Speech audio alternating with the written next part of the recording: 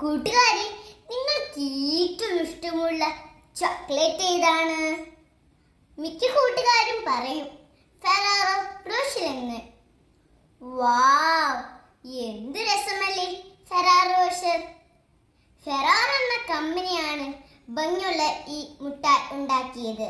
സ്വർണ്ണ പൊതിക്കുള്ളിലെ ചോക്ലേറ്റ് കാണാൻ ഒരു കൊച്ചു ബാറ പോലെയായിരിക്കും. അത് പകുതിയെ മുറിച്ചാലോ ഒരു ഗ്രോട്ട പോലെയും. ഈ ചോക്ലേറ്റിന് റോഷർ എന്ന് എങ്ങനെയാണ് പേര് വന്നത്? കൂട്ടുകാർക്ക് അറിയണ്ടേ?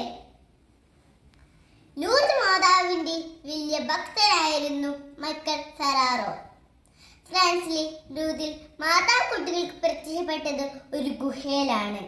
ആ പാറയുടെ പേരാണ് റോഷർ ദി മസാബിയ. ഈ പാറയുടെ മാതൃകയിൽ ഒരു ചോക്ലേറ്റ് ഉണ്ടാക്കണമെന്ന് ആഗ്രഹിച്ച മൈക്കൽ അതിന് പേരിട്ടു ഫെറാറോ റോഷർ എന്ന്. എല്ലാ വർഷവും അദ്ദേഹം തന്റെ സഹപ്രവർത്തകരെയും കൂട്ടി ലൂർദിക്ക് പോയിരുന്നു.